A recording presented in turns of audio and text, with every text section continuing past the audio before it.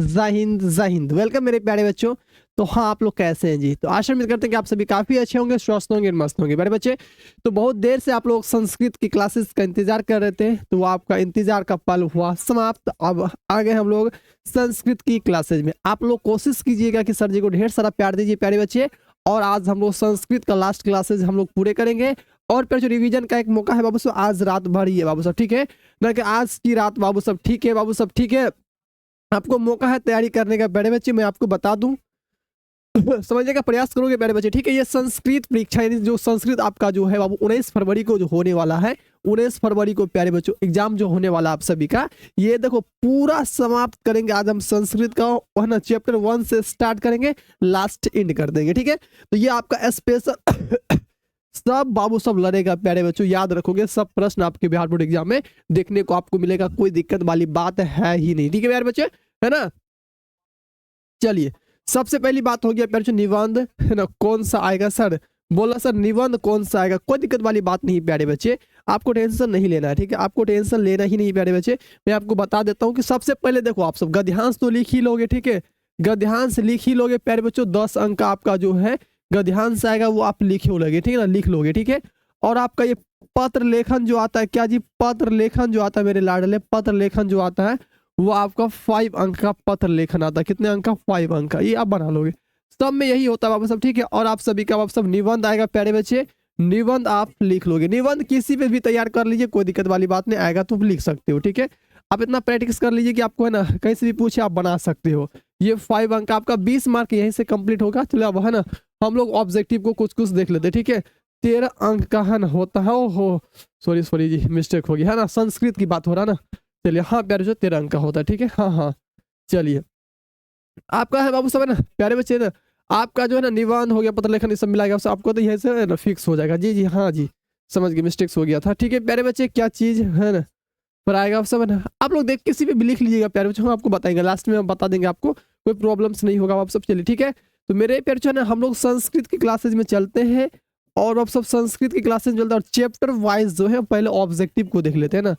Chapter wise प्यारे बच्चों, chapter wise जो है ऑब्जेक्टिव देख लेते हैं। क्या चैप्टर वाइज प्यारे बच्चे, है ना, हम लोग जो है सब चैप्टर वाइज जो है एक बार ऑब्जेक्टिव देखते हैं। सबसे पहला चैप्टर है आप सभी का प्यारे बच्चे मंगलम पाठ से। किस पाठ से आप सब? सबसे पहला आप सभी का प्यारे बच्चों है मंगलम पाठ से आपका ये है। हम लोग जो है ना सबसे पहला चैप्टर जो है मंगलम पाठ को स्टार्ट कर दिए हैं, और हम लोग मंगलम पाठ से हम लोग क्वेश्चंस को देखने वाले हैं। सबसे पहला क्वेश्चन आप सभी के स्क्रीन बोर्ड पे प्यारे बच्चे देखोगे कि उपनिषद के बाबू, उपनिषद के जो रचनाकार कौन है बाबू सब?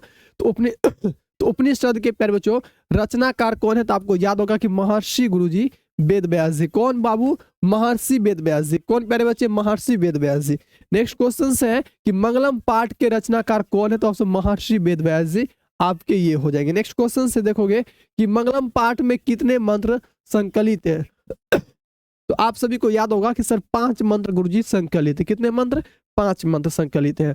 अणु से छोटा कौन होता है प्यारे बच्चों? तो ये आपका, ठीक है, आत्मा जो है अणु से छोटा होता है। क्या? आत्मा प्यारे बच्चों अणु से छोटा होता है, याद रहेगा ना आप सब? आत्मा जो है अणु से छोटा होता है, ठीक है? नेक्स्ट क्वेश्चन आप सभी के बीच है कि आप सब, ठीक है,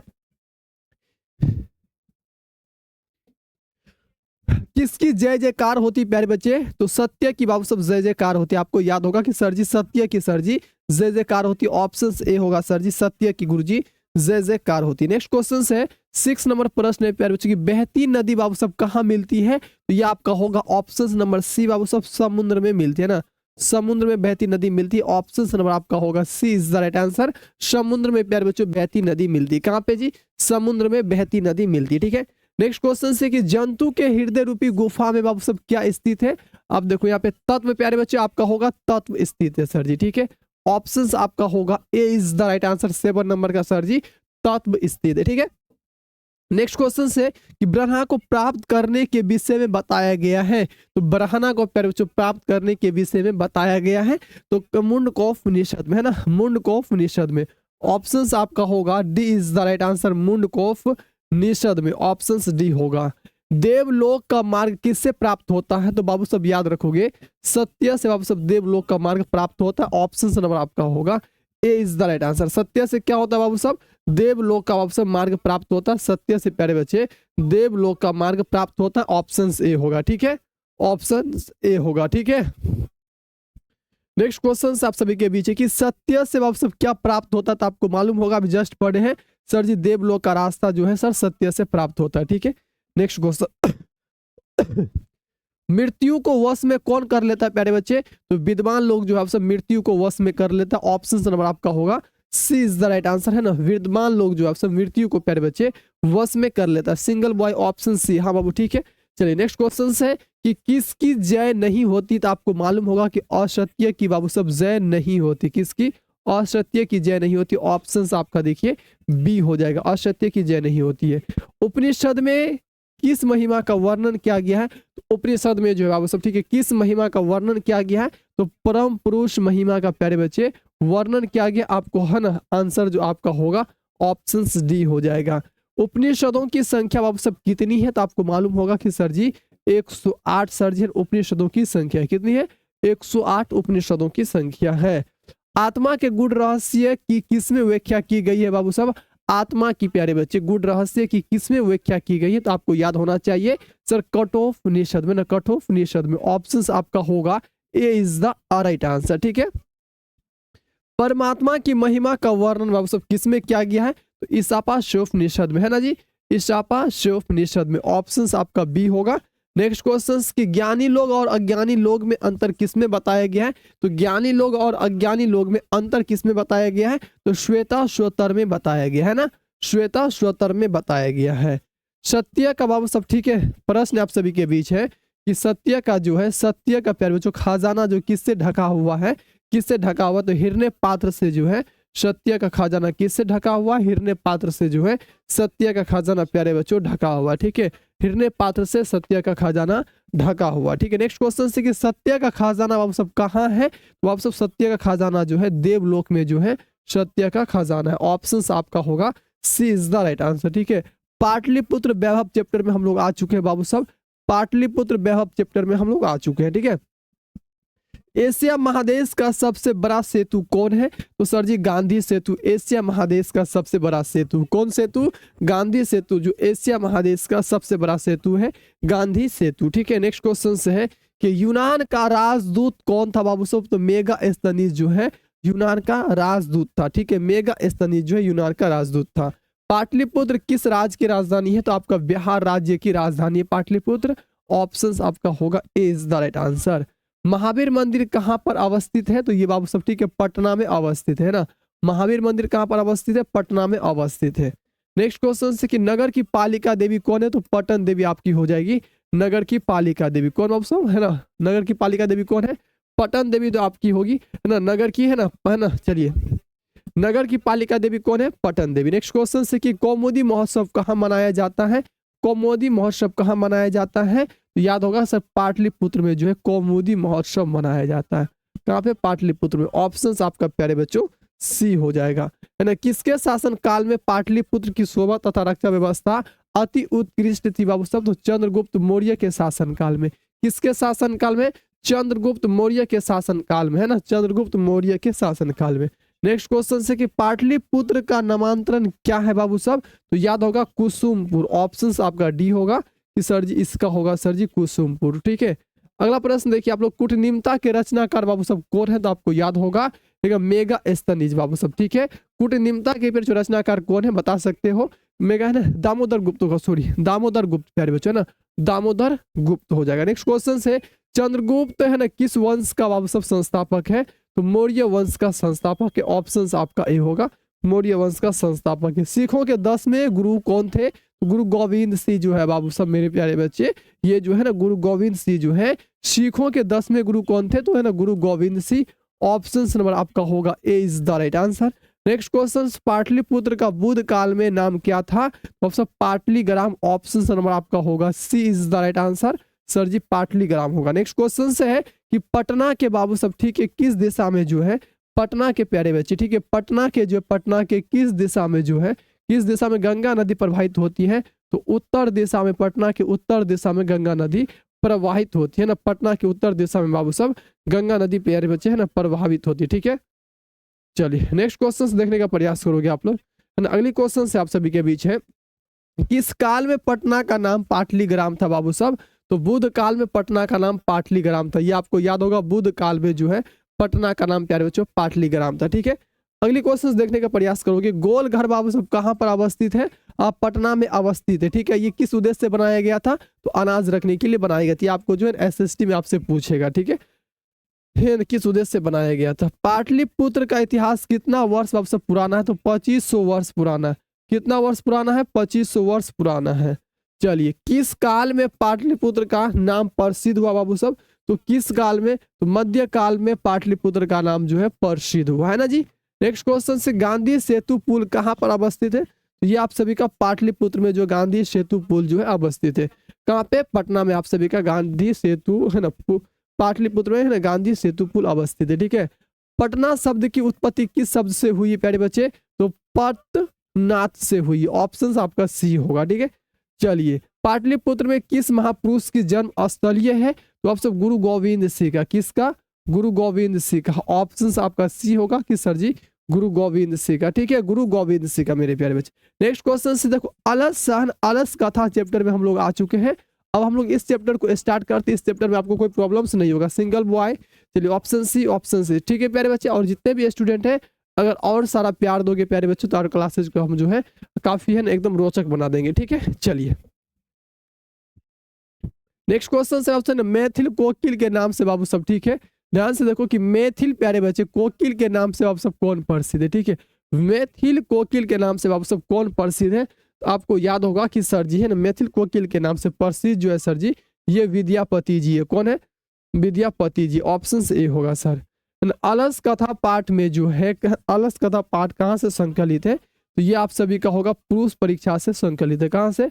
पुरुष परीक्षा से सॉरी है ना संकलित है। मिथिला का मंत्री बाबू सब कौन था? तो मिथिला का मंत्री आपसे पूछा गया कि कौन था? तो वीरेश्वर जी जो है मिथिला के मंत्री है ना। वीरेश्वर जी प्यारे बच्चे मिथिला के मंत्री है ना। वीरेश्वर जी प्यारे बच्चे मिथिला के मंत्री। ऑप्शन आपका डी होगा, मिथिला के मंत्री फिर वीरेश्वर जी है। मनुष्य को कौन नष्ट कर देता है बाबू सब? तो आलस जो है मनुष्य को नष्ट कर देता है।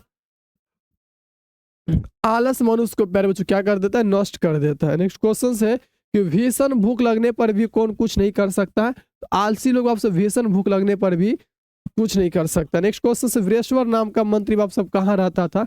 ये वीरेश्वर नाम के जो मंत्री जो प्यारे बच्चों थे, वीरेश्वर नाम के जो मंत्री थे वो कहाँ पे रहते थे? तो सर जी वो मिथिला में रहते थे। कहाँ पे? वो मिथिला में रहते थे। ऑप्शन बी होगा सर जी वो मिथिला में रहते थे। आलसियों को कौन अन्न और वस्त्र देते थे बाबू सब? तो वीरेश्वर जी जो है सब आलसियों को जो है अन्न और वस्त्र देते थे। कौन?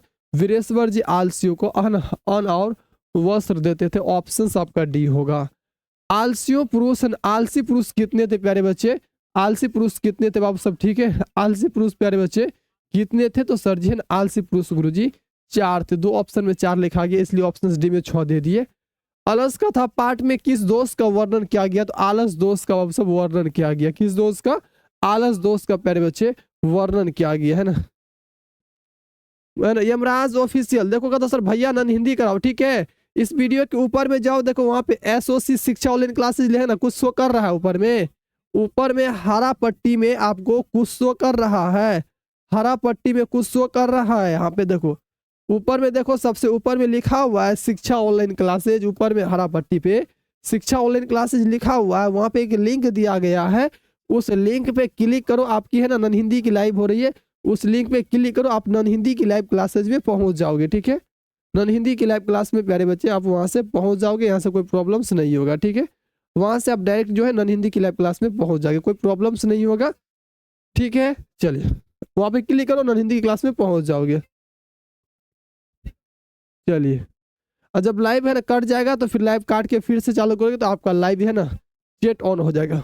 चलिए, मैथिल कवि कौन था प्यारे बच्चे? है ना, तो आपको मालूम होगा मैथिल कवि के बारे में आपसे पूछा जाता है कि बताइए मैथिल कोकिल प्यारे बच्चों कौन था। ठीक है, 10वें नंबर प्रश्न प्यारे बच्चे कि मैथिल कोकिल कौन था? जी गर्दन दुखा रहा है ना। विद्यापति जी प्यारे बच्चे। कौन था मैथिल कोकिल? कौन था बाबू सब? तो सर जी विद्यापति जी जो है सर जी मैथिल कोकिल है ना। विद्यापति जी कौन प्यारे बच्चे? विद्यापति जी। ठीक है, इतना आपको याद है कि विद्यापति जी आपसे मैथिल कोकिल है। ठीक है, चलिए बहुत अच्छी बात है आप सब, इतना आपको तो मालूम है ना कि विद्यापति जी जो है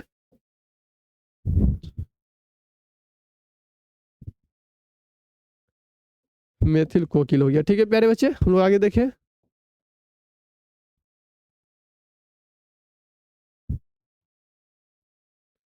वेट वेट प्यारे बच्चे, वेट कीजिए।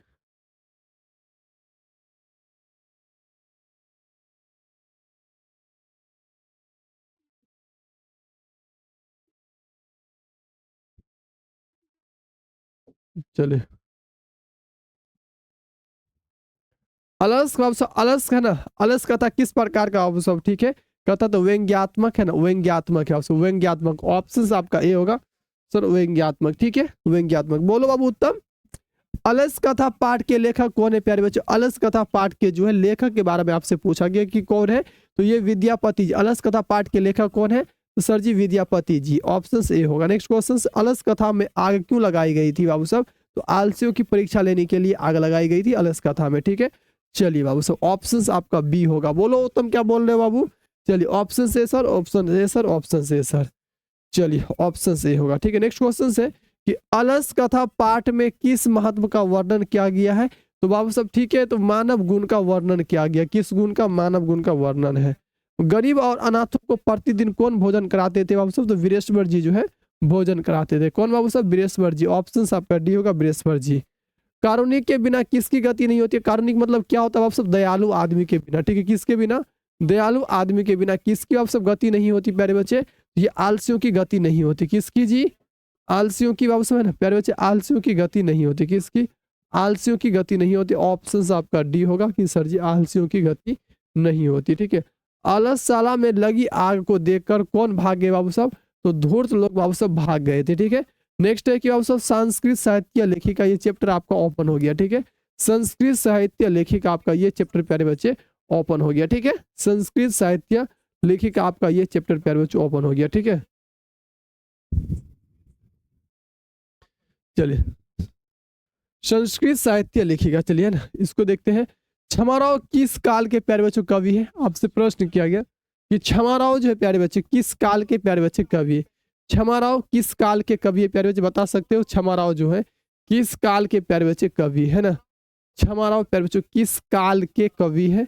चलिए बताओगे प्यारे बच्चों, क्षमाराव जो है प्यारे बच्चे किस काल के प्यारे बच्चे कवि है? आपसे पूछा जा रहा है कि क्षमाराव प्यारे बच्चे किस काल के कवि। वेट प्यारे बच्चों, एक वर्क वो कर लेते हैं पहले हम। वेट वेट प्यारे बच्चे सब, क्या चाहते हो आप सबकी क्लास लिया जाएगा? चलिए फास्ट में कमेंट्स करके बताने का प्रयास करोगे। चलिए हम सोच रहे कि क्लासेज को मॉर्निंग में ले लिया जाए, है ना प्यारे बच्चे? मॉर्निंग में ठीक रहेगा क्लासेज।